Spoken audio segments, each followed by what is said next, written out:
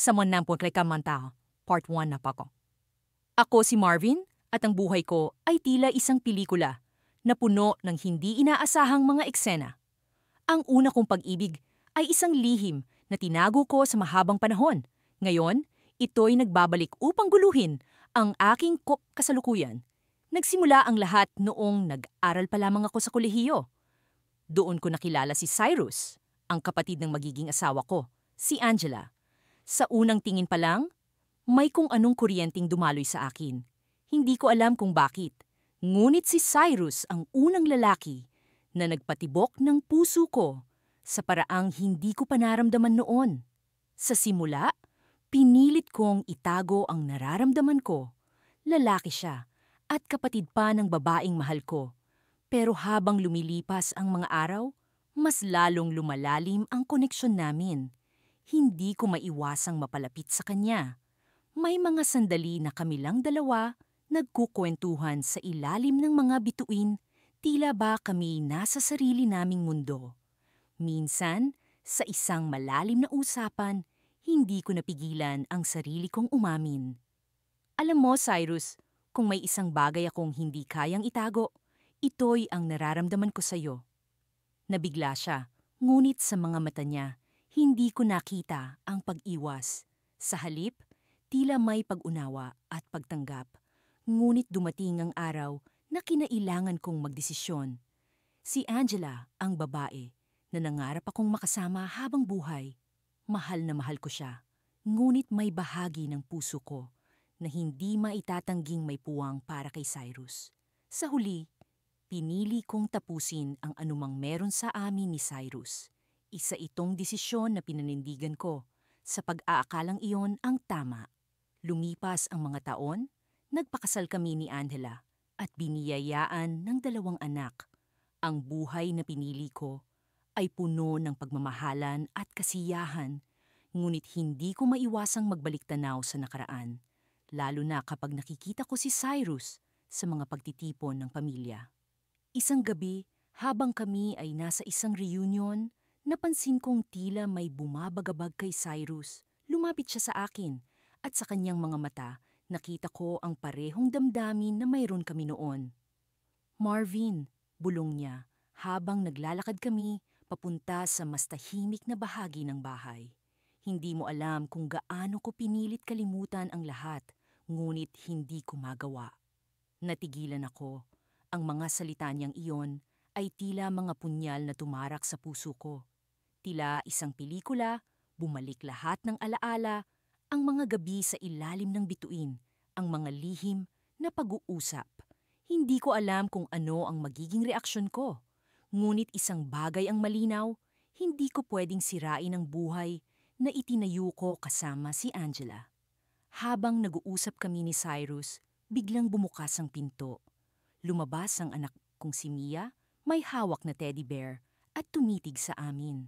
Daddy, ano pong ginagawa niyo? Ang inosenteng tanong ng anak ko ay tila isang hampas ng realidad. Sa paglabas ni Mia, naramdaman ko ang bigat ng sitwasyon. Hindi ito magiging madali, lalo pat ang bawat desisyon ko ay hindi lang para sa sarili ko, kundi para sa pamilya kong binuo. Sa puntong iyon, alam kong kailangan kong mamili. Pagkatapos ng nakakaalimpungatong gabi ng pagkikita namin ni Cyrus, ang kapatid ng asawa ko, bumalik ako sa aming bahay na puno ng kaba at pag-aalinlangan. Halos hindi ako makatulog at ang bawat oras na lumilipas ay parang isang mabigat na batong nakapatong sa aking dibdib. Ang mga alaala ng aming nakaraan ay patuloy na bumabalik. Mga masasayang araw na puno ng saya at pag-asa at ang mapait na pagtatapos ng lahat. Nang pumasok ako sa aming bahay, sinalubong ako ni Marvin na may ngiti sa kanyang mga labi. Hindi alam ang bagyong nagngangalit sa aking isipan. Mahal, kumusta ang araw mo? Tanong niya habang iniabot sa akin ang isang baso ng malamig na tubig. Ang kanyang mga mata ay puno ng pag-aalala, ngunit may kapansin-pansin na init at pag-unawa. Kaya naman, sagot ko, pilit na tinatago ang pagkabalisa sa ilalim ng isang huwad ng ngiti. Hindi ko magawang tingnan siya ng diretso sa mga mata. Ang konsensya ko ay unti-unting kumakain sa akin habang nararamdaman ko ang bigat ng mga lihim na itinatago ko mula sa kanya. Habang nagluluto kami ng hapunan, hindi ko maiwasang mapansin ang mga munting detaling dati hindi ko napapansin. Ang paraan ng pag-alaga niya sa akin, ang simpleng kasiyahan niya sa aming maliit na mundo. Pakiramdam ko'y isang traidor na nagtatago sa ilalim ng kanyang pagmamahal. Makalipas ang ilang araw, hindi ko pa rin magawang alisin sa isip ko si Cyrus. Ang mga pagkakataong nagkakasalubong kami sa mga porumala ng pamilya ay laging puno ng tensyon at hindi maipaliwanag na pang-akit. Alam kong mali, ngunit tila may isang bahagi sa akin na hindi kayang bumitaw sa nakaraan. Isang gabi, habang si Marvin ay nasa trabaho at nag-o-overtime, napagpasyahan kong lumabas para maglakad-lakad. Kailangan kong linisin ang aking isipan at subukang hanapin ang aking sarili sa gitna ng kaguluhan ng emosyon. Habang naglalakad ako, napadpad ako sa isang parke na malapit sa aming lugar. Doon, nakita ko si Cyrus, nakaupo sa isang bangko, tila nag-iisip din ng malalim. "Hey!" Bati ko, hindi sigurado kung bakit ko siya nilapitan. Siguro'y dahil kailangan ko ng taong makakausap na nakakaintindi sa akin. Tumango siya at ngumiti ng bahagya. "Kumusta ka na?" tanong niya, at sa tono ng kanyang boses ay may halong pag-aalala. Sa kanyang mga mata, nakita ko ang parehong alaala na bumabagabag sa akin.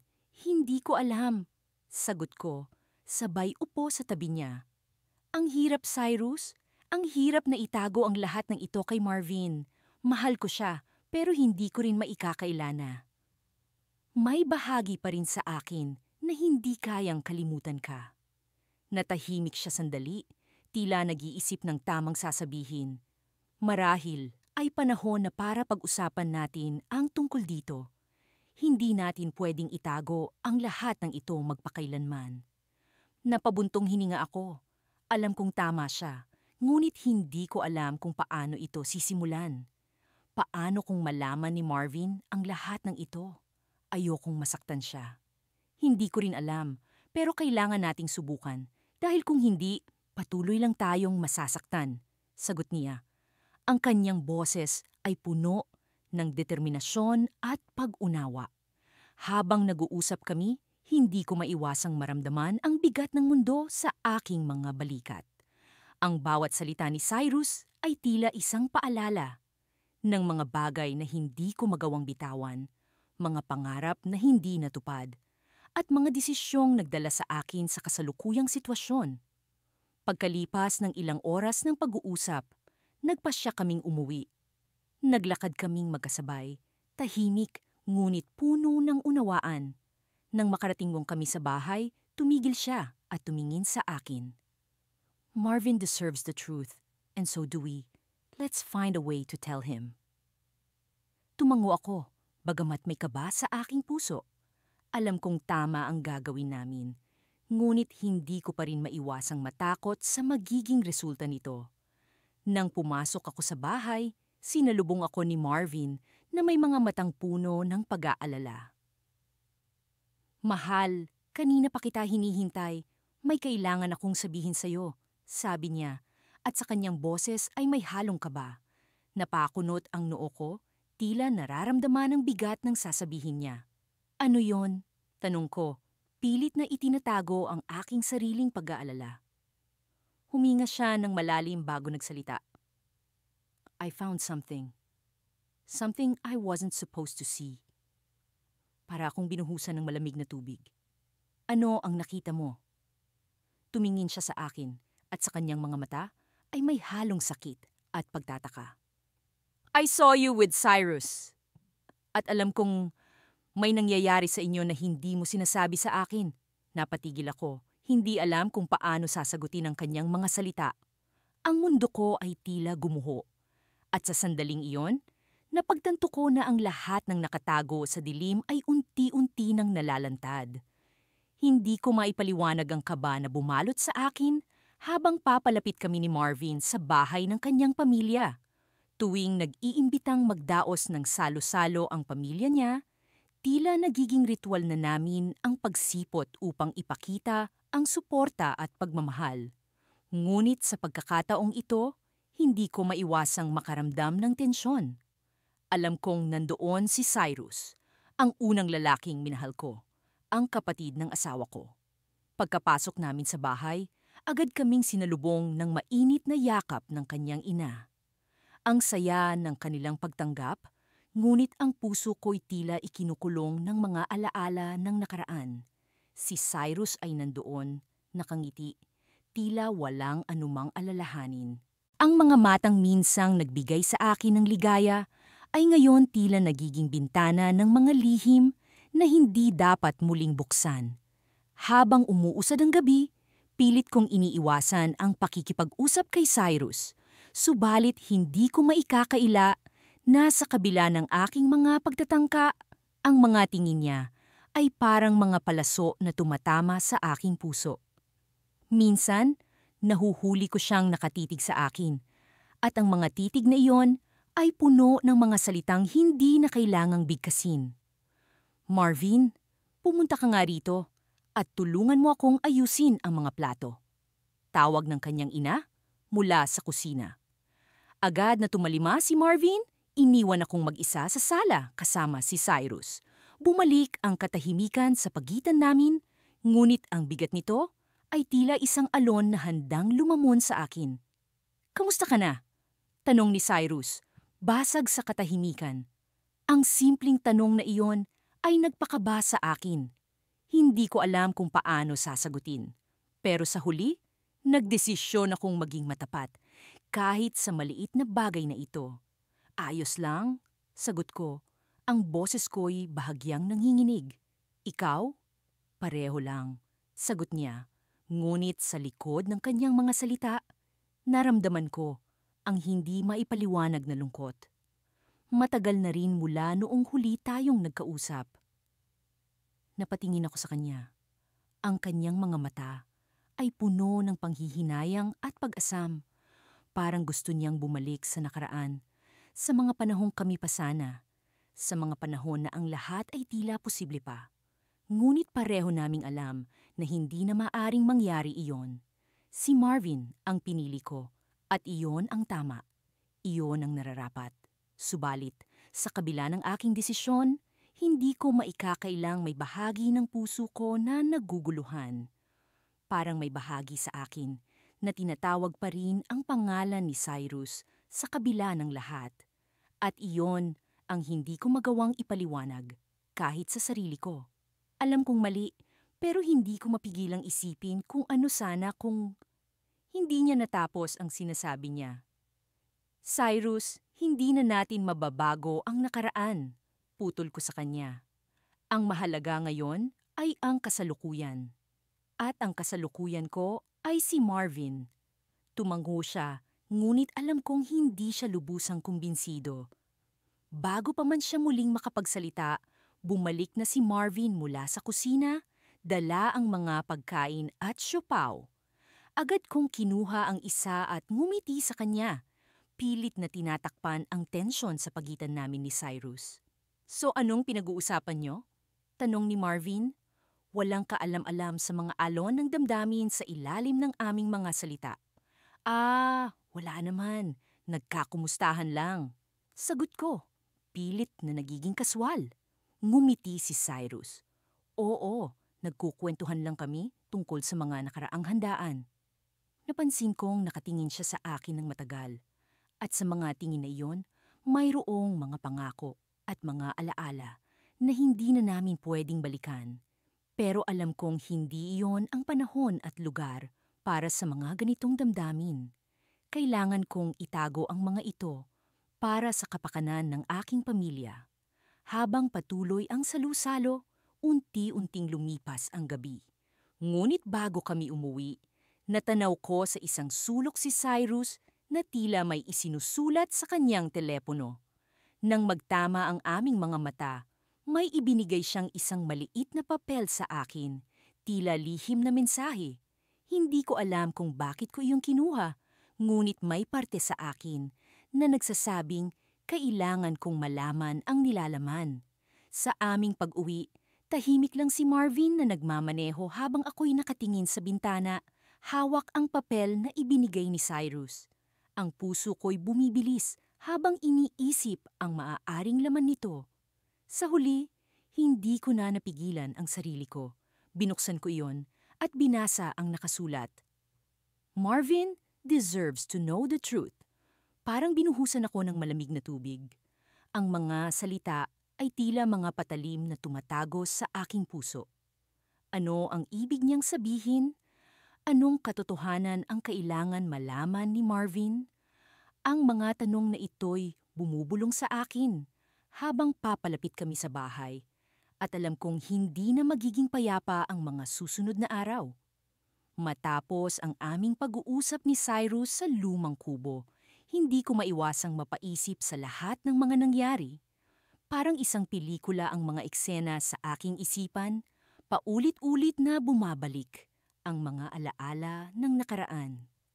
Ang mga ngiti ni Cyrus, ang kanyang mga titig na para bang may sinasabi, ngunit hindi maibulalas. Ang aming mga tawanan at kwentuhan noong kabataan namin, bago pa man dumating si Marvin sa aking buhay. Ngayon, tila lahat ng iyon ay nagkakaroon ng bagong kahulugan. Pag-uwi ko sa bahay, dinatnan ko si Marvin na abalang-abala sa kanyang trabaho. Nakatitig siya sa computer screen, tila ba wala na siyang ibang iniisip kundi ang mga numero at figures sa kanyang harapan. Sa mga ganitong pagkakataon, alam kong hindi ko siya dapat gambalain. Ngunit ang bigat ng damdaming bumabagabag sa akin ay hindi ko na kayang tiisin. Marvin, tawag ko sa kanya, bahagyang nanginginig ang boses. Kailangan nating mag-usap.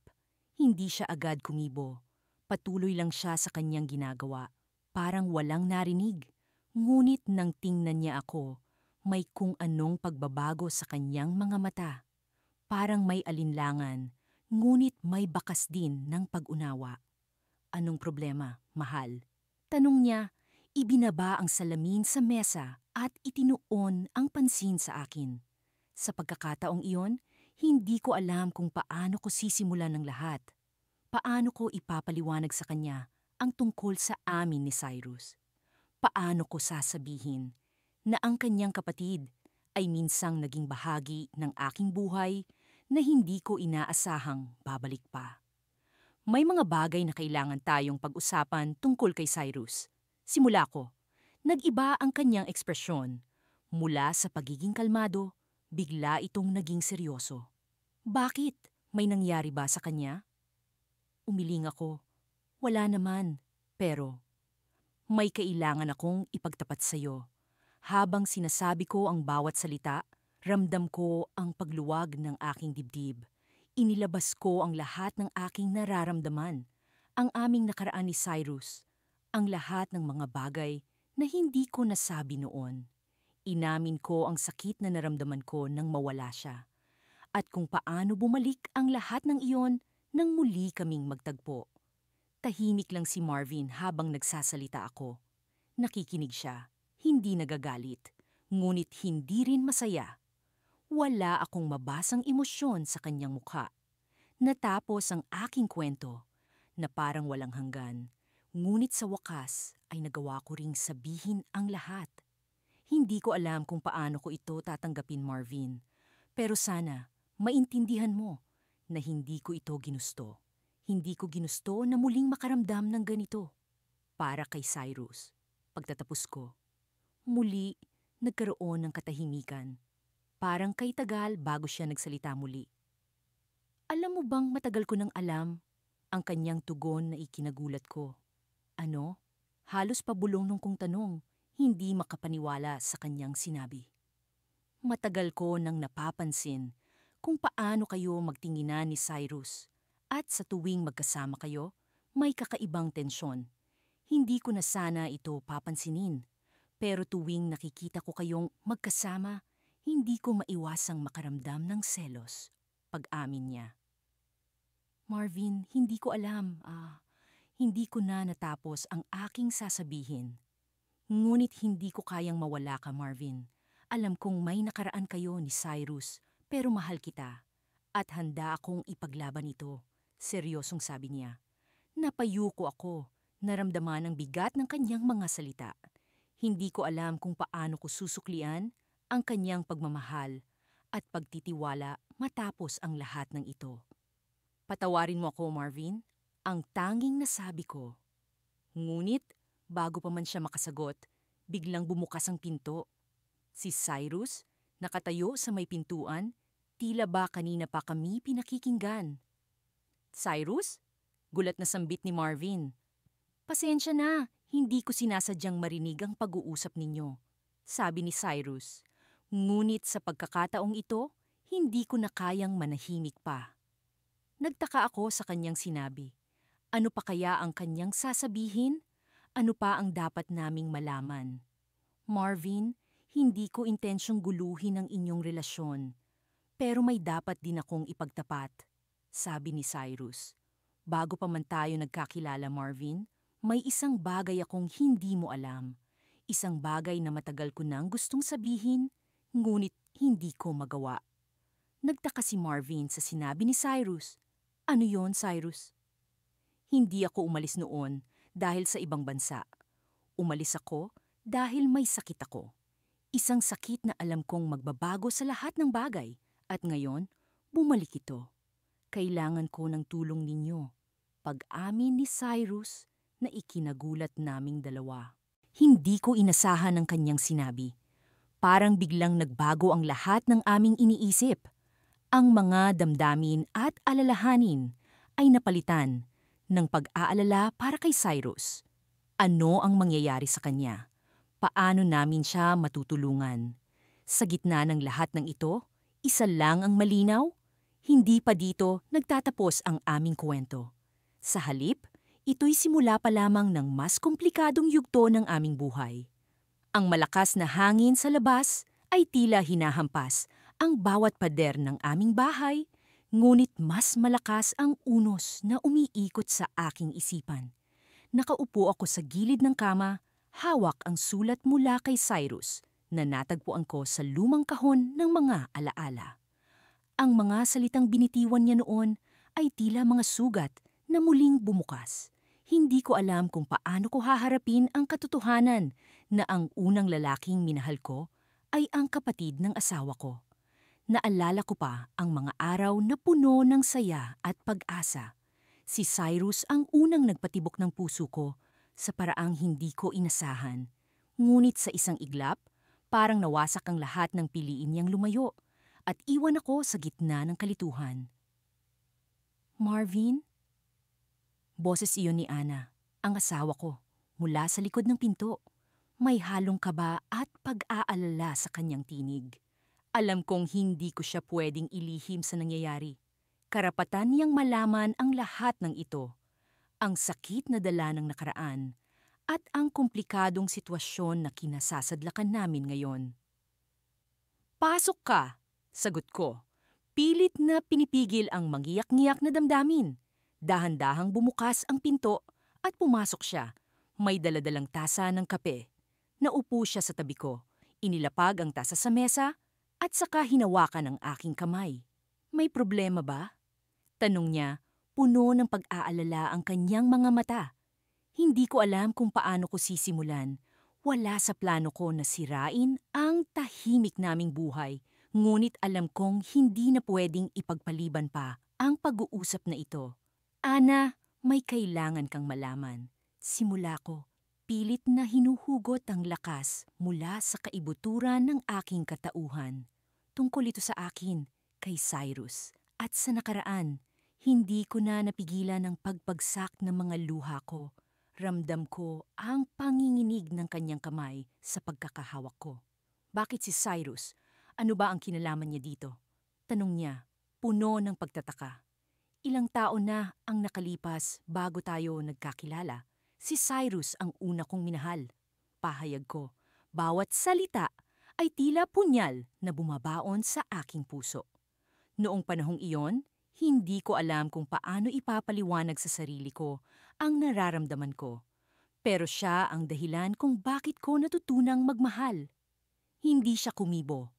Alam kong nabigla siya sa narinig. At iyon ang pinakamasakit na bahagi nito.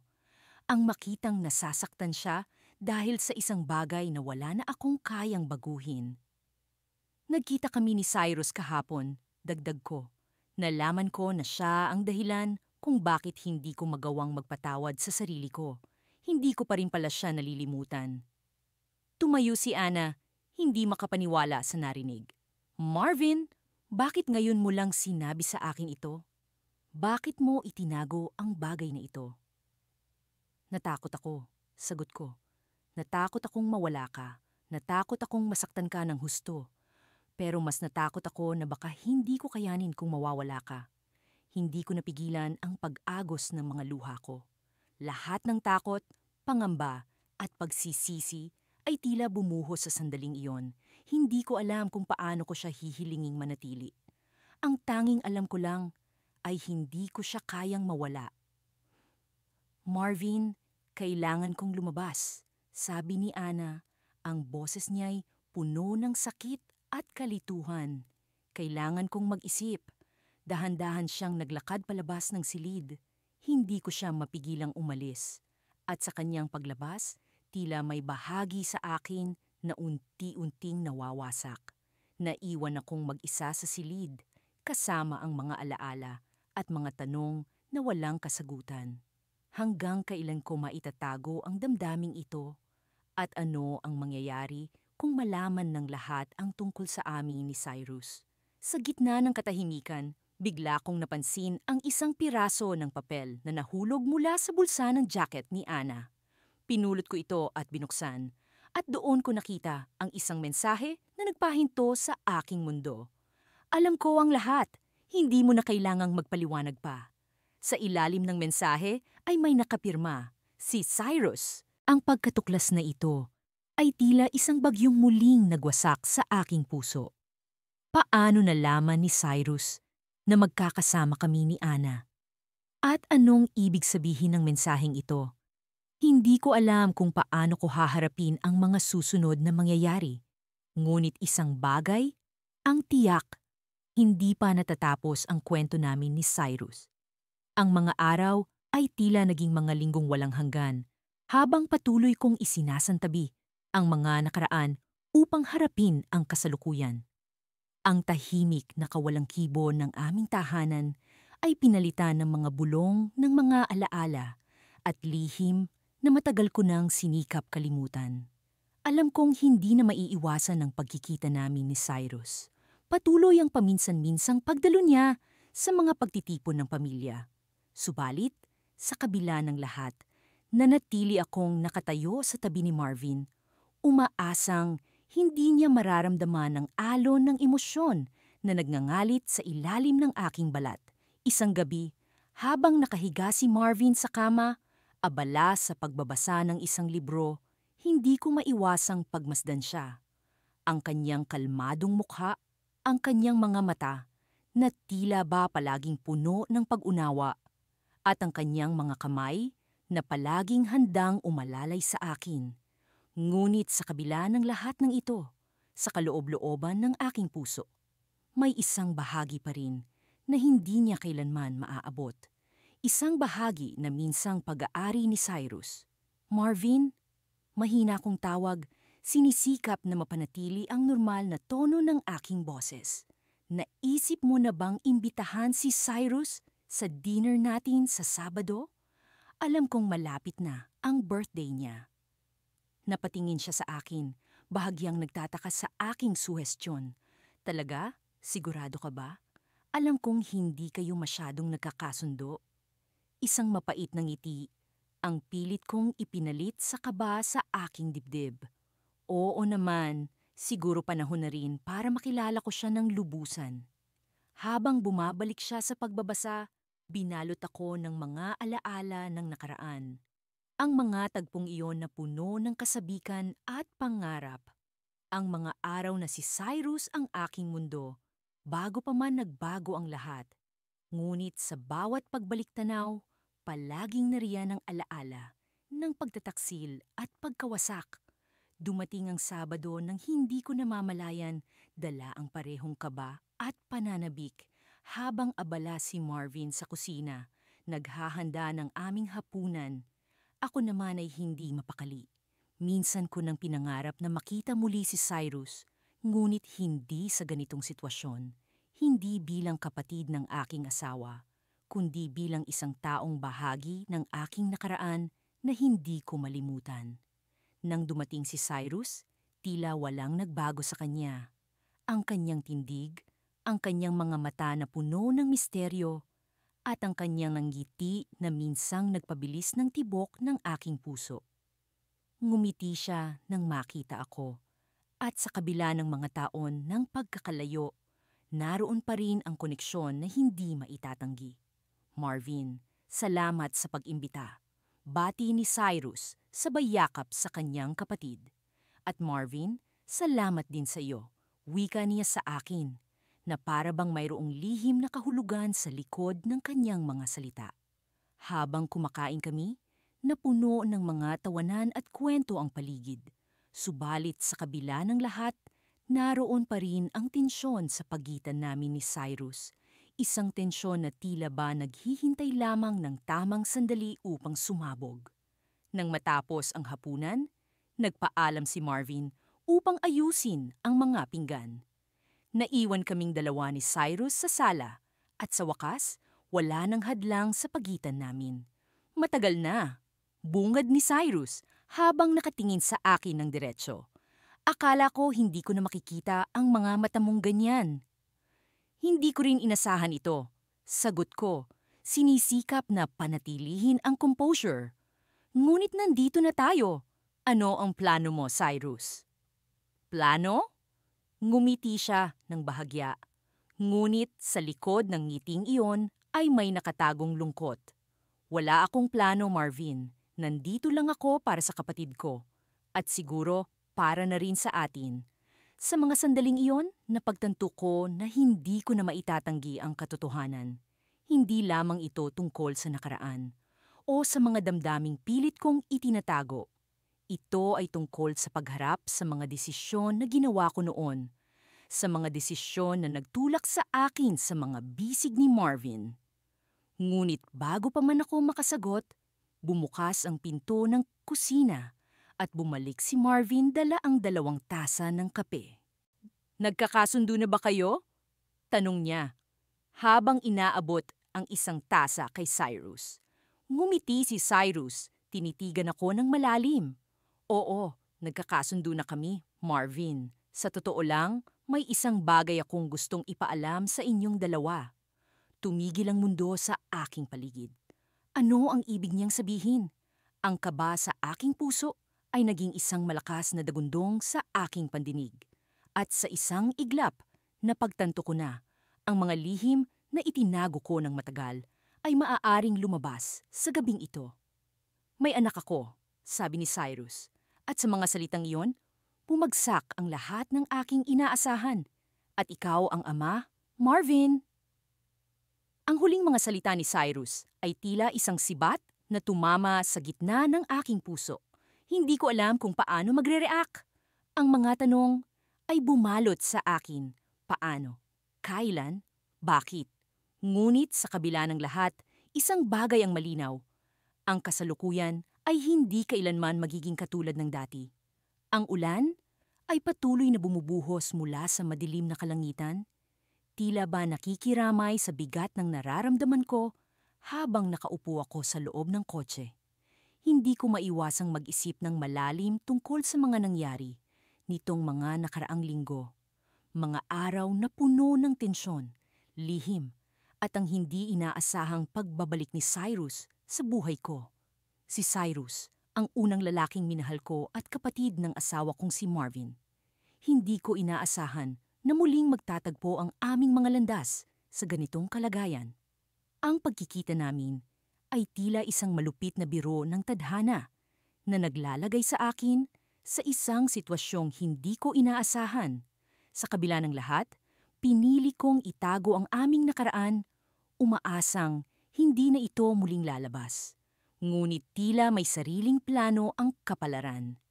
Isang gabi, habang abala sa pagluluto si Marvin sa kusina, lumapit sa akin si Cyrus at sa isang mababang tinig ay nagtanong, "Naalala mo pa ba ang atin noon, Miguel?" Nagulat ako sa kanyang tanong, ngunit pinilit kong maging kalmado. "Matagal na yon, Cyrus," sagot ko, sinisikap na itago ang anumang emosyon na maaaring magtaksil sa akin. "Masaya na tayo sa kanya-kanya nating buhay ngayon." Ngumiti si Cyrus, ngunit sa kanyang mga mata ay may bakas ng lungkot at pangungulila. "Tama ka, pero minsan hindi mo maiiwasan ang nakaraan." Habang lumilipas ang mga araw, hindi ko maiwasang mapansin ang mga tingin ni Cyrus sa akin. May mga pagkakataong nahuhuli ko siya, na nakatitig, tila may gustong iparating na hindi masabi ng kanyang mga labi. Sa kabila ng mga ito, nanatili akong tahimik, umaasang hindi na ito lalala pa. Isang gabi, umuwi si Marvin mula sa trabaho na may dalang alak, bakas sa kanyang mukha ang pagod at inis. "May problema ba?" Tanong ko habang inaabot sa kanya ang isang baso. "Stress lang sa trabaho," sagot niya, sabay inom. "Pero ayos lang, malalampasan din ito." Lumipas ang oras at habang abala kami sa aming mga kwentuhan, napansin kong dumarami na ang nainom ni Marvin. Naging mas maingay siya at sa isang punto ay nagtanong siya tungkol sa nakaraan namin ni Cyrus. "Napansin ko lang, parang may tension sa inyo ni Cyrus. May hindi ba ako alam?" Tanong niya. May halong biro, ngunit bakas ang curiosity. Hindi ko alam kung paano sasagutin ang tanong na iyon. Pinili kong ngumiti at sinabing, "Wala. Mahal. Siguro dahil lang bihira kaming magkita dati." Ngunit sa kaloob-looban ko, alam kong hindi ko kayang itago ang lahat ng ito sa kanya magpakailanman. Lalo na't nararamdaman kong may ibang alam si Cyrus na maaaring makapagpabago ng lahat. Isang gabi, habang si Marvin ay tulog na at ako'y nakaupo sa sala, dumating si Cyrus. Umupo siya sa tabi ko at sa mahina ngunit seryosong boses, sinabi, "Miguel, hindi ko na kayang itago ito." "Ano ang tinutukoy mo?" Tanong ko, kahit na alam kong may ideya na ako.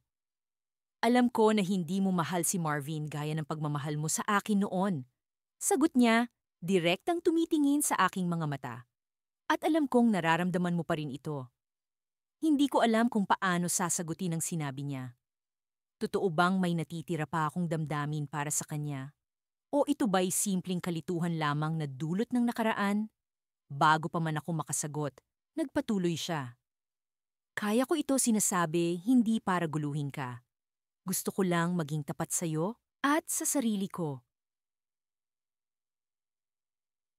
Ang bigat ng kanyang mga salita ay tila nagsilbing isang malaking bato sa aking dibdib.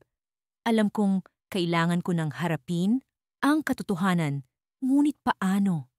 Paano ko sasabihin kay Marvin ang lahat ng ito? Habang nakatitig ako sa mga mata ni Cyrus, naisip ko ang mga maaring mangyari sa sandaling malaman ni Marvin ang totoo. Ngunit bago ko pa man masagot ang tanong na iyon, biglang nagring ang telepono ni Cyrus. Saglit siyang lumayo upang sagutin ito. At sa kanyang pagbabalik, bakas sa mukha niya ang labis na pagkabigla. "Anong nangyari?" Tanong ko, hindi mapigilan ng kaba sa aking boses. "Wala na si Marvin," sagot niya, nanginginig ang boses. "Naaksidente siya sa daan pauwi." Naramdaman kong bumagsak ang mundo ko. Hindi ko alam kung paano haharapin ang balitang iyon. Sa isang iglap, nagbago ang lahat. Ang mga lihim na itinago ko ay tila nawalan ng halaga sa harap ng trahedyang ito. Habang nakaupo ako sa sala, hindi ko maiwasang isipin kung anong klasing buhay ang naghihintay sa akin ngayon. Ngunit sa likod ng lahat ng ito, isa lang ang sigurado. Hindi ko na maibabalik ang nakaraan. Minsan, hindi ko maiwasang mapatingin sa kawalan at maalala ang mga panahong tila nasa akin ang lahat ng kaligayahan sa mundo. Pero ngayon, nasa gitna ako ng isang bagyong hindi ko alam kung paano haharapin. Sa bawat hakbang ko pauwi mula sa trabaho, tila may bigat sa bawat hakbang na hindi ko maipaliwanag.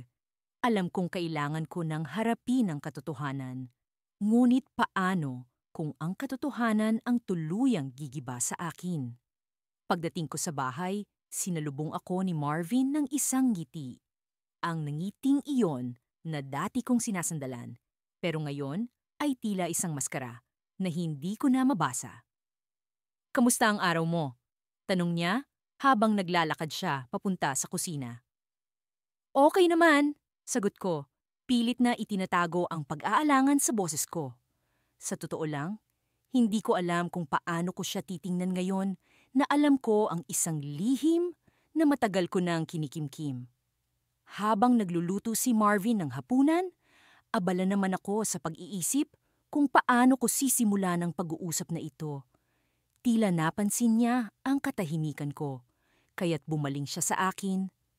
"May problema ba, mahal? Sana ganoon lang kadaling sagutin ang tanong na iyon." Pero sa halip na sagutin, ngumiti lang ako at nagpalit ng usapan. "Nakausap ko nga pala si Cyrus kanina," sabi ko, at agad na nakita ang bahagyang pagbabago sa ekspresyon ni Marvin. "Ah, talaga?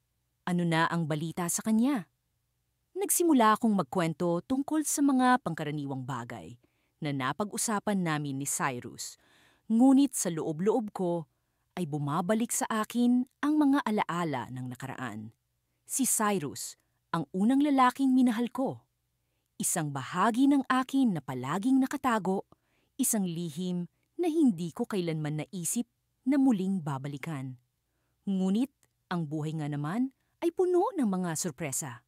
Isang araw, nagising na lang ako at napagtanto kong ang kapatid ng aking asawa ay ang parehong taong minsan kong pinag-alayan ng puso ko. At ngayon, narito kami sa isang sitwasyong hindi ko inakalang mangyayari. Isang sitwasyon kung saan lahat ng desisyon ay may kaakibat na sakit.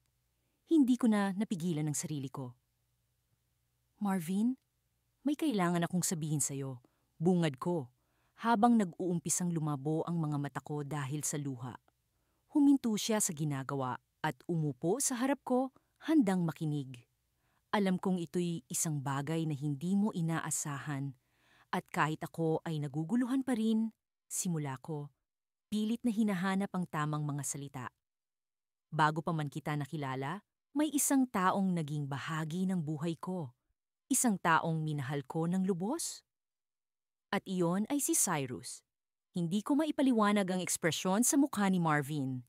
Isang halo ng pagkabigla, sakit, at hindi makapaniwala. "Ano ang ibig mong sabihin?" tanong niya, at dito ko napagtanto na wala ng atrasan ito. Kailangan kong maging tapat sa kanya. Nang magkakilala tayo, hindi ko alam na siya ang kapatid mo. Hindi ko rin alam na muling magkukrus ang mga landas namin. Pero ngayon, narito tayo at kailangan kong harapin ang katotohanan. Paliwanag ko, umaasang maiintindihan niya ang sitwasyon. Tahimik siyang nakatingin sa akin. Tila pinoproseso ang lahat ng narinig. "Bakit ngayon mo lang sinabi sa akin ito?" Banta noong niya, puno ng hinanakitang boses. Binalak ko sanang ilihim na lang ito habang buhay, pero hindi ko na kaya. Ayokong magpatuloy sa isang relasyon na puno ng kasinungalingan. Sagot ko, habang tuluyang bumagsak ang mga luha ko. Nang mga sandaling iyon, tila tumigil ang mundo ko. Hindi ko alam kung ano ang susunod na mangyayari. Hindi ko alam kung paano magpapatuloy mula rito. Pero isang bagay ang sigurado, wala nang babalikan pa. Tahimik na lumipas ang ilang minuto bago siya muling nagsalita. "Alam mo bang may sinabi sa akin si Cyrus?" tanong niya. Puno ng misteryo ang boses. Naguluhan ako sa sinabi niya. Pero bago pa man ako makapagtanong, muli siyang nagsalita. Sinabi niya sa akin na mahal ka pa rin niya. Parang isang bomba ang biglaang pagbubunyag na yon, hindi ko alam kung paano tutugon. Ang dami nang nangyari at tila lalo lang gumugulo ang lahat. Ngunit sa kabila ng lahat ng ito, isang bagay ang lumilinaw sa akin. Kailangan kong malaman kung ano ang tunay na nilalaman ng puso ko. Marvin, simula ko, pero agad niya akong pinigil. Hindi ko alam kung ano ang nararamdaman mo ngayon, pero kailangan ko ng oras para isipin ang lahat ng ito. Sabi niya, puno ng kalungkutan ang kanyang mga mata. At sa sandaling iyon, alam kong nasa isang sangandaan kami. Isang desisyon ang kailangan naming gawin at hindi ko alam kung anong kahihinatnan nito. Ngunit isang bagay ang sigurado. Ang aming mga puso ay kailangang makahanap ng daan pabalik sa isa't isa o tuluyang maghiwalay ng landas. Sa mga nagdaang linggo, tila nagiging mas magulo ang lahat sa aking isipan. Ang mga alaala ng nakaraan na pilit kong tinatakasan ay patuloy na bumabalik, parang mga multo na hindi mapakali hanggang hindi nila natatapos ang kanilang misyon. Si Marvin, ang aking asawa, ay patuloy na umaasa sa aking katapatan habang si Cyrus, ang kanyang kapatid at ang unang lalaking minahal ko, ay parang isang anino na palaging sumusunod sa akin. Isang gabi, habang ako'y nag-iisa sa aming sala, naramdaman kong kailangan kong harapin ang katotohanan. Kailangan kong malaman kung paano tatapusin ang kwentong ito na puno ng lihim at pagtataksil. Alam kong oras na para makipag-usap kay Cyrus. Kailangan naming magkaintindihan, hindi lang para sa amin, kundi para na rin kay Marvin. Tinext ko si Cyrus, nag-aalangan, ngunit determinado. Kailangan nating mag-usap, bukas ng gabi sa lumang kubo. Alam kong delikado ito, pero ito lang ang tanging paraan para maharap ko ang mga nangyayari sa amin. Sumagot siya agad ng, sige. At alam kong nagkakaintindihan kami na kailangan na naming tapusin ito. Kinabukasan, habang papalapit ako sa lumang kubo na dati naming tagpuan, nararamdaman ko ang kaba sa aking dibdib. Ang mga alaala ng aming mga nakaraang sandali ni Cyrus ay tila sariwa pa sa aking isipan. Nang buksan ko ang pinto, naroon siya, naghihintay. Nakatingin siya sa akin na para bang alam niya ang bawat takot at pagdududa ko. Marvin, ano na ang plano mo? Tanong ni Cyrus habang nakaupo kami sa lumang silya na puno na ng alikabok. Hindi ko rin alam, sagot ko ng tapat. Pero alam kong hindi na tayo pwedeng magpatuloy ng ganito. Mahal ko si Marvin, pero hindi ko maikakaila ang nararamdaman ko para sa'yo. Tumango si Cyrus, halatang iniintindi ang bigat ng sitwasyon.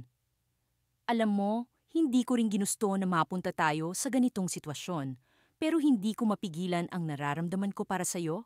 Mula pa noon, ikaw na ang laman ng isip ko. Napabuntong hininga ako. Kailangan nating magdesisyon, Cyrus. Hindi ito patas kay Marvin. Hindi ito patas sa ating lahat. Nagkaroon ng katahimikan. Sa pagitan naming dalawa, tila parehong nag-iisip sa susunod na hakbang. Sa isang banda, gusto kong ipaglaban ang nararamdaman ko para kay Cyrus. Sa kabila naman, ayokong masaktan si Marvin. Alam kong kailangan kong pumili, pero paano mo pipiliin ang isa kung pareho mong mahal ang dalawa? Biglang nag-vibrate ang aking telepono at napatingin ako sa screen. Isang mensahe mula kay Marvin. Nasaan ka? May kailangan akong sabihin sa'yo. Naramdaman ko ang lamig na gumapang sa aking katawan. Parang may masamang kutob akong nararamdaman. Tumingin ako kay Cyrus. Kailangan ko nang umalis. Kailangan kong harapin si Marvin. Habang papalayo ako sa lumang kubo, ramdam ko ang bigat ng bawat hakbang. Alam ko na sa oras na makaharap ko si Marvin, kailangan kong maging tapat. Kailangan kong sabihin ang totoo, kahit na ang ibig sabihin nito ay mawawala ang lahat sa akin. Pagdating ko sa bahay, nadatnan ko si Marvin na nakaupo sa sofa, hawak ang isang sobre. May kakaibang ekspresyon sa kanyang mukha na hindi ko mabasa. Marvin, anong nangyari? Tanong ko, pilit na pinapanatili ang normal na tono ng boses ko. Tumingin siya sa akin at sa unang pagkakataon ay nakita ko ang takot sa kanyang mga mata. Marvin, may natanggap akong sulat. Galing ito kay Cyrus. Nabigla ako. Ano? Ano ang sinasabi niya? Dahan-dahan niyang ibinigay sa akin ang sobre. Nang buksan ko ito, natagpuan ko ang sulat na puno ng mga salitang hindi ko inasahan. Mga salitang bumaligtad sa aking mundo. Alam ko ang lahat. Ang unang linyang bumungad sa akin. Alam ko ang tungkol sa inyo ni Cyrus. At may isa pa akong nalaman. Hindi siya tunay na kapatid ko. Parang naglaho ang mundo sa paligid ko. Hindi ko alam kung paano ko haharapin ang mga sumunod na salita. Adopted siya, Marvin. Hindi ko siya tunay na kapatid. Kaya hindi ko kayo masisisi. Pero kailangan kong malaman ang totoo mula sa iyo. Naramdaman ko ang pag-ikot ng mundo ko. Ang lahat ng mga desisyong ginawa ko. Ang lahat ng mga takot at pag-asa ay biglang nagkaroon ng ibang kahulugan. Ang lihim na ito ang magpapabago sa lahat. Marvin, please. Sabihin mo sa akin ang totoo. Pagsusumamo ni Marvin, ang boses niya ay puno ng sakit at pag-aalala. Habang nakatingin ako sa kanya, naramdaman ko ang bigat ng mga salitang sasabihin ko.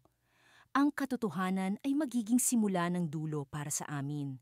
O marahil, isang bagong simula na puno ng pag-asa. Pero hindi ko alam kung alin ang mas mabuti. Ang alam ko lang, oras na para maging tapat. At sa sandaling iyon, alam kong wala nang atrasan. Sa bawat hakbang ko patungo sa pintuan ng bahay ni Cyrus, tila ba may bigat na siyang sumasalubong sa akin. Ang mga alaala ng nakalipas ay bumabalik sa akin, nag-uumapaw sa kasalukuyan. Ngunit hindi ko maaaring hayaan na masira ng mga ito ang buhay na pinili ko kasama si Marvin. Alam kong matagal ko nang isinasantabi ang mga damdamin ko para kay Cyrus. Ngunit sa bawat pagkakataon na nakikita ko siya, hindi ko maitanggi ang kirot at ligaya na dulot ng aming nakaraan. Pagbukas niya ng pinto, agad akong sinalubong ng ngiti ni Cyrus. Isang ngiting matagal ko nang hindi nakikita, ngunit hindi ko makakalimutan. Marvin, salamat at nakapunta ka. Sabi niya habang abot kamay niya ako na nag-anyaya na pumasok. Umupo kami sa sala at habang pinagmamasdan ko ang paligid, napansin ko ang ilang pagbabago sa bahay niya. May bago siyang mga painting sa dingding at ang mga ito'y tila sumasalamin sa kanyang emosyon. Malalim, magulo, ngunit puno ng pag-asa. Kamusta na ang buhay mo ngayon? Tanong niya, na may konting alinlangan. Marahil ay nag-aalala kung paano ko tatanggapin ang aming pag-uusap. Maayos naman. Sagot ko ng may pilit na ngiti. Sinusubukan kong itago ang mga tunay kong nararamdaman. Masaya kami ni Marvin, bagaman syempre, hindi nawawala ang mga pagsubok. Tumango siya, at sa mga sandaling iyon, parang bumalik kami sa dati. Sa mga panahon kung saan kami nagkukwentuhan ng walang alinlangan, walang tinatago. Ngunit alam kong hindi na ito maibabalik sa dati. Maraming bagay na ang nagbago at marami na kaming nasaktan. Cyrus, kailangan natin pag-usapan ang tungkol sa nakaraan.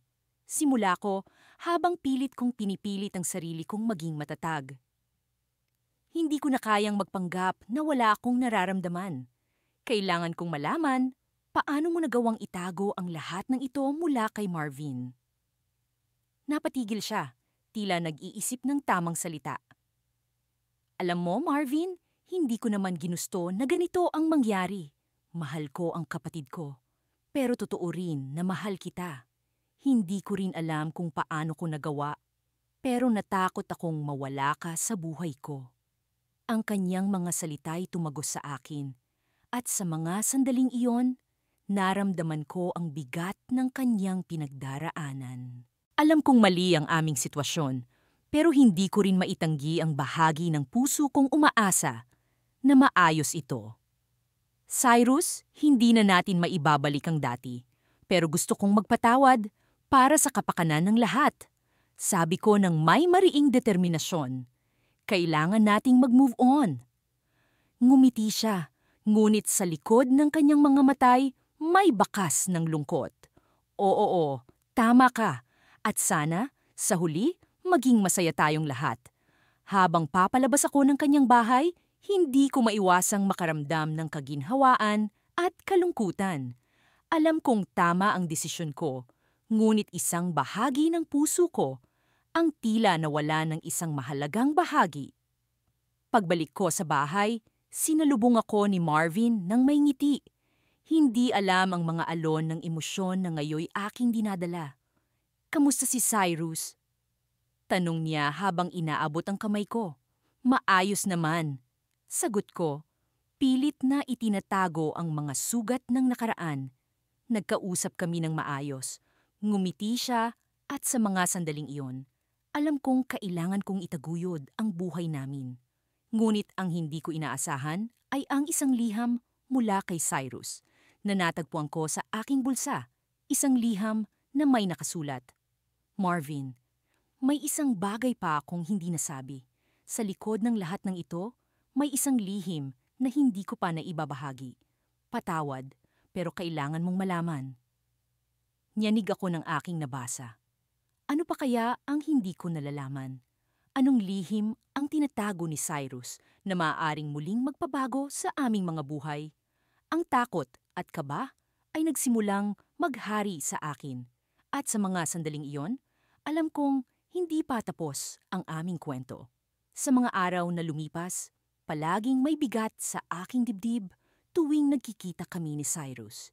Hindi ko maiwasan ang pag-ikot ng mga alaala sa aking isipan, ang mga lihim na sulyap, ang mga gabing puno ng pagnanasa, ang mga pangarap na hindi kailanman maaaring maging totoo.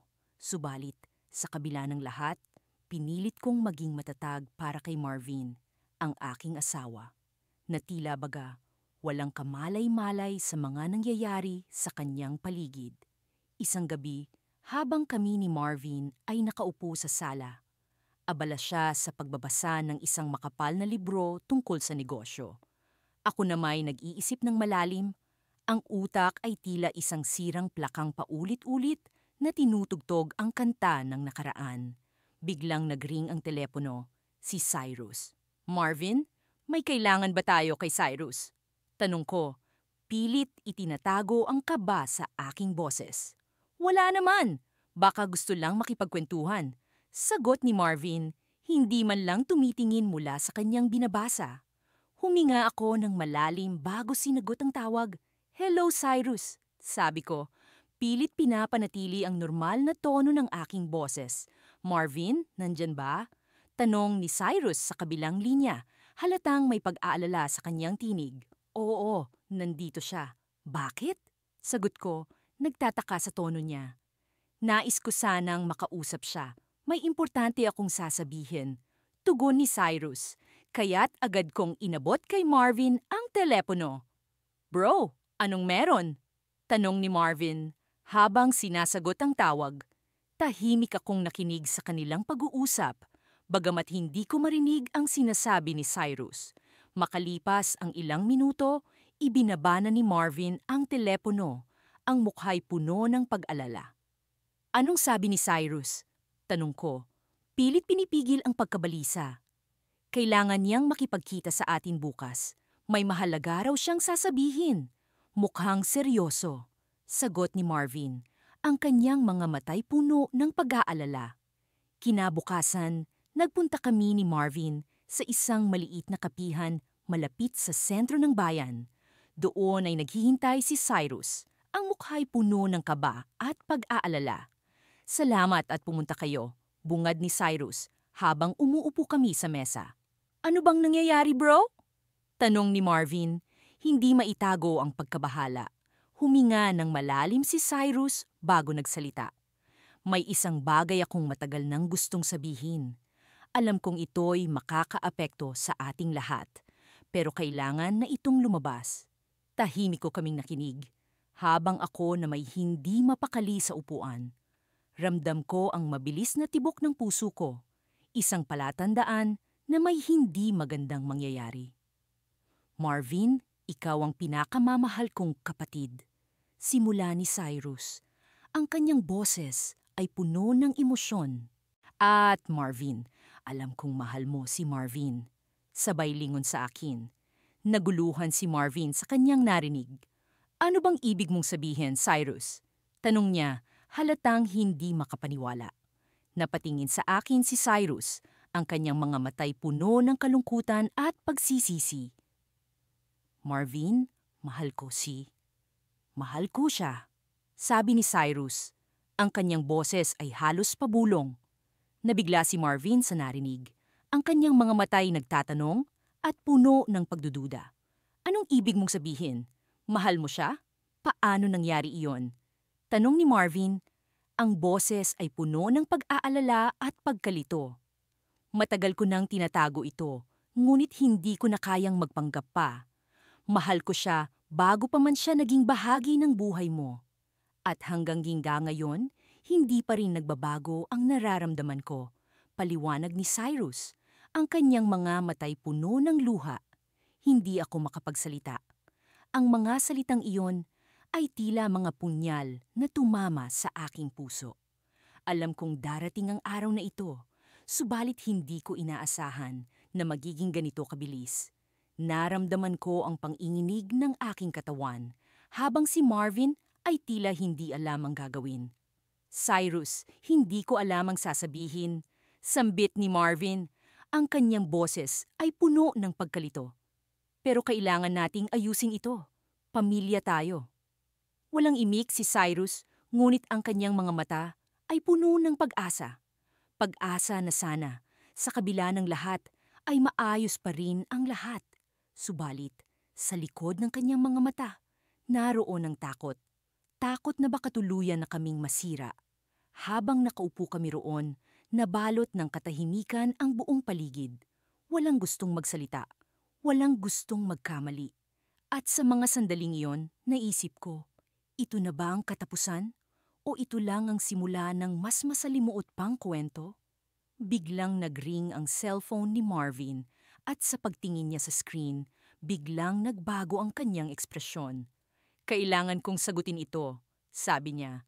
Sabay alis mula sa mesa. Habang papalayo si Marvin, nagkatitigan kami ni Cyrus. Ang mga mata niya ay puno ng pag-asa, ngunit sa kabila nito, naroon pa rin ang takot. Takot na baka kami hindi na muling makahanap ng daan pabalik.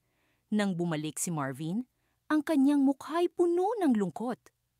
May kailangan akong gawin, sabi niya, sabay tingin sa akin.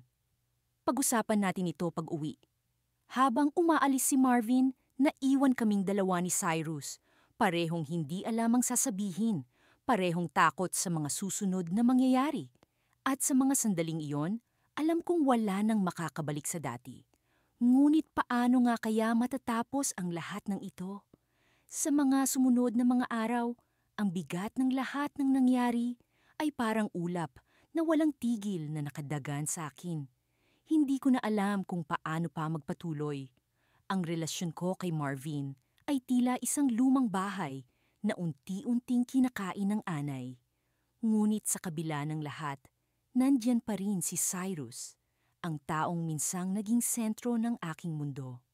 Isang gabi, habang naglalakad ako sa tabi ng ilog na madalas naming puntahan ni Marvin noong bagong kasal pa lamang kami, iniisip ko kung paano nga ba nagsimula ang lahat. Paano nga ba ako napunta sa sitwasyong ito? Kung hindi lamang siguro dumating si Cyrus sa buhay namin, baka masaya pa rin kami ni Marvin. Ngunit hindi ko rin maikakaila na si Cyrus ang unang lalaking bumihag sa puso ko. Nang makita ko si Cyrus sa bahay ng mga magulang niya, bumalik lahat ng alaala. Ang bawat yakap, halik at mga pangako na akala ko ay panghabang buhay. Ngunit paano ko aaminin kay Marvin na ang sariling niyang kapatid, ang unang lalaking minahal ko? Sa gitna ng paglalakad ko, naramdaman kong may mga hakbang na papalapit sa akin. Agad akong lumingon at nakita ko si Cyrus pumapagitna sa liwanag ng buwan at ng ilog na parang isang eksena sa pelikula. Ang mga mata niya ay puno ng damdamin, tila ba gustong sabihin ang lahat ng hindi nasabi noon. "Marvin, kailangan nating mag-usap," sabi niya, ang tinig niyang puno ng determinasyon. "Nagsalita ka rin sa wakas," sagot ko. Sinusubukang panatilihin ng malamig na anyo kahit na ang puso ko'y kumakabog sa kaba. "Alam kong hindi ito ang tamang panahon, ngunit hindi ko na kaya," sabi niya habang unti-unting lumalapit. "Kailangan kong malaman kung may pag-asa pa bang maibalik natin ang dati." "Huwag, Cyrus. Huwag mong guluhin ang isip ko higit pa sa gulong nararamdaman ko ngayon." Pakiusap ko, ngunit hindi ko maiwasang maramdaman ang init ng kanyang presensya. Bago pa ako makapagsalita ulit, biglang dumating si Marvin. Hindi ko alam kung bakit, pero tila ba nararamdaman niyang may kakaibang nangyayari. Ang mga mata niya ay puno ng pag-aalala at gulat nang makita kaming magkasama ni Cyrus. "Anong nangyayari rito?" tanong ni Marvin. Ang boses niya ay puno ng tensyon. Walang sumagot sa amin. Sa halip, isang katahimikan ang pumagitna sa aming tatlo. Tila ba isang bomba ang handang sumabog anumang oras. "Cyrus, bakit nandito ka?" tanong ni Marvin, pilit na pinipigil ang emosyon. "Marvin, kailangan nating mag-usap," sagot ni Cyrus, lumalaban sa kanyang damdamin. "May mga bagay na kailangan na nating ayusin." Hindi ko alam kung paano ko sasabihin kay Marvin ang lahat ng ito. Paano ko aaminin na ang kapatid niya, ang unang lalaking minahal ko. Ang sakit at takot ay parang isang balaraw na nakatarak sa aking puso. Ngunit bago pa man ako makapagdesisyon, biglang may kumatok sa aming mga pintuan ng isipan. Isang revelasyon na hindi ko inaasahan. "Marvin, alam kong ito ang pinakahuling bagay na inaasahan mong marinig," sabi ko, sinisikap na maging matatag. "Pero si Cyrus ang unang lalaking minahal ko." Napuno ng pagkagulat ang mukha ni Marvin. Ang akala ko'y galit ang kanyang mararamdaman, ngunit sa halip ay isang malalim na kalungkutan ang bumalot sa kanya. Hindi ko alam kung ano ang susunod na mangyayari.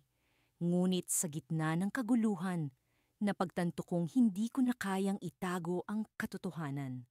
Ngunit ang hindi ko inaasahan ay ang susunod na mangyayari. Sa halip na galit, isang nangiti ang bumalot sa kanyang mukha, puno ng pag-unawa at isang lihim na tila ba matagal na niyang itinatago. "Marvin," sabi ni Cyrus, "may dapat ka ring malaman." At doon, sa ilalim ng liwanag ng buwan, isang revelasyon ang lumutang. Isang lihim na hindi ko inakalang magiging bahagi ng kwento namin. Isang katotohanan na hindi ko inasahan, na si Marvin, ang lalaking pinakasalan ko, ay may sarili ring sikreto na matagal na niyang itinatago.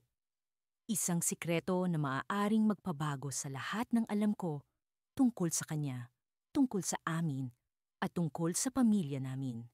At habang nakatayo kami doon, sa tabi ng ilog sa ilalim ng malamlam na liwanag ng buwan, isang bagong kabanata ang nagbukas para sa aming tatlo. Isang kabanatang puno ng mga tanong at mga posibilidad na hindi ko pa lubos na nauunawaan. Ngunit sa kabila ng lahat, alam kong handa akong harapin ang anumang darating, kasama si Marvin at si Cyrus, dahil sa huli, ang pag-ibig ay hindi isang simpleng kwento na may simula at wakas, kundi isang paglalakbay na puno ng mga liko at likaw.